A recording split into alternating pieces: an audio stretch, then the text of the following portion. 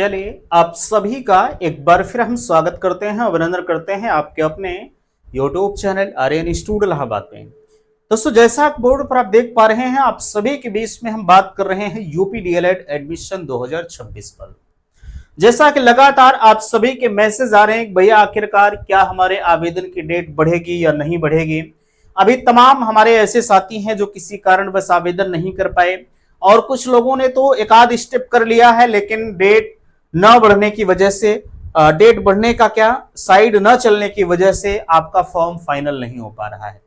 तमाम लोगों का ऐसा है कि जिन्होंने फीस कटवा दिया है, फीस कटने के बाद जब फोटो सिग्नेचर्स है और अपनी पर्सनल डिटेल आप फिलअप कर रहे हैं तो साइट बिल्कुल क्रैश कर जा रही है, यानी बिल्कुल होम पेज पर आ रही है ना। ये सारे कंफ्यूजन आपके बन रहे हैं। इस वीडियो में बेहतरीन तरीके से हम चर्चा करने का प्रयास कर रहे हैं। मैं निवेदन आप सभी से करना चाहूंगा, चैनल पर पहली बार विजिट किए हैं तो चैनल को सब्सक्राइब जरूर करेंगे, क्योंकि शिक्षा से जुड़े हर एक अपडेट्स चैनल पर सबसे पहले प्रोवाइड की जा रही है। तो जैसा कि यहां देख सकते हैं, आप सवाल कर रहे हैं कि आखिरकार डेट कब बढ़ेगी। देखिएगा, डेट आपकी भैया तभी बढ़ेगी जब आपका जो आपके साइड पर जो एक टाइमर चल रहा है, ठीक है, जब वो टाइमर आपका खत्म हो जाएगा तब जाके आपकी डेट बढ़ा दी जाएगी। और मैं दावा करता हूं 99% की आपकी डेट बढ़ेगी, ठीक है। चूंकि रीजन ये है कि पिछले 2 से 3 दिनों से आपकी जो साइड है वो बिल्कुल, ये समझ लीजिए, कछुआ की चाल चल रही है। अगर किसी का फाइनल हो गया तो हो गया, अन्यथा की स्थिति में उनका भी डमाडोल हो जा रहा है ना। और ऐसे केस को देखते हुए तमाम लोगों ने परीक्षा नामक प्राधिकारी को इस बात को लेकर के अवगत कराया कि आपकी साइड नहीं चल रही। परीक्षा नामक प्राधिकारी एक सबसे बड़ी गलती कर रहा है। गलती ये कर रहे हैं कि महोदय दूसरे स्टेप पर ही आपका पेमेंट ले रहे हैं, है ना।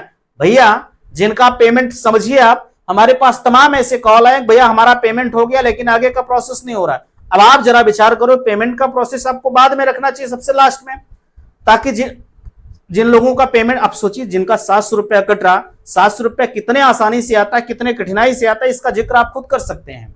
एक नॉर्मल फैमिली से बिलोंग करने वाला 700 रुपया कहां से लाता है, आप समझदार समझ सकते हैं, ठीक है। इसलिए मैं दावा करता हूं, जिनकी फीस कट गई है आप परेशान मत होइएगा, ठीक है। आपकी फीस को लेकर के परीक्षा नामक प्राधिकारी को अवगत कराया जाएगा। और मैं एक चीज और कह रहा हूं, मैं पुनः आपसे कह रहा हूं कि डेट आपकी 99% बढ़ेगी, ठीक है। और जिनकी फीस, जैसे आपका फीस कट गया उसके बाद नहीं हो रहा है, ठीक है, तो आपका उसी स्टेप से दोबारा शुरू होगा। ऐसा नहीं कि आपको दोबारा से फीस देना होगा, नहीं।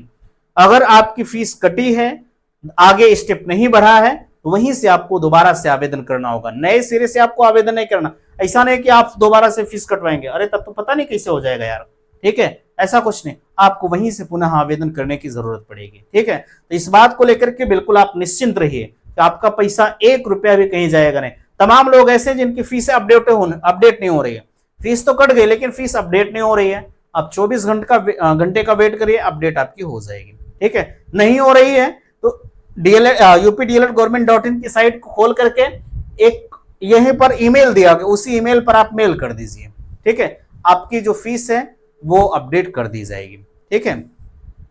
दूसरा सवाल, एजेंट के थ्रू अगर आप एडमिशन ले रहे हैं तो क्या सावधानी आपको बरतनी है। भैया ध्यान दीजिएगा, एजेंट के थ्रू एडमिशन लेने से आपका नुकसान भी है और फायदा भी। अभी आपने देखा, आप बिहार से बिलोंग कर रहे हैं, ये घटना बिहार में हुई थी। उत्तराखंड में अच्छा है, राजस्थान में भी थोड़ा सा अच्छा है। अगर आप बिहार से बिलोंग कर रहे हैं, अभी हमने देखा बिहार में, पिछली बार की बात मैं बता रहा हूं, शायद 2025 सेशन का कोई एजेंट था, ठीक है, वो बच्चों से फीस लेकर के, जैसे आप पूरी फीस हमको दे रहे हैं, ठीक, और हम फीस लेके आपका भाग जाएं। अरे यार, हम एक बार भागेंगे लेकिन दोबारा से आपके बीच में तो हम आ नहीं सकते हैं, है ना। और किसी चीज मुझे आप बता दो, हम कहते हैं, मैंने आपको एक ऑप्शन दिया Shri Mahavir college of education का, मैं कहता हूं कि भैया आप हमको 5-5 हजार रुपया जो है 2 बार में दीजिए, ठीक है। ये फर्स्ट टाइम आपकी काउंसलिंग फीस कटेगी, दूसरी टाइम आपका अलॉटमेंट फीस कटेगा। आप मुझे ये भी देने में डरते हो, ठीक है।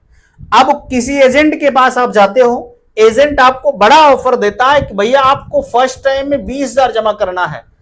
चूंकि वो आपसे फेस टू फेस मुलाकात कर रहा है, आप उसके सामने हो, हम उसके सामने हैं, तो आपको लगता है कि नहीं ये आदमी सही है ना।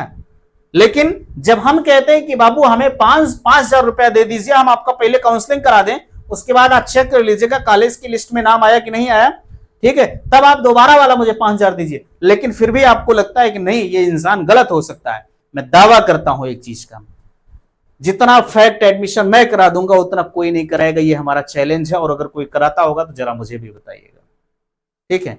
मैंने यहां ध्यान दीजिएगा, मुझे हमारे कॉलेज में टोटल 150 सीटें हैं, ठीक है, 150 सीटें हमारी सीट भर जाती है। किससे? आपसे भरती है।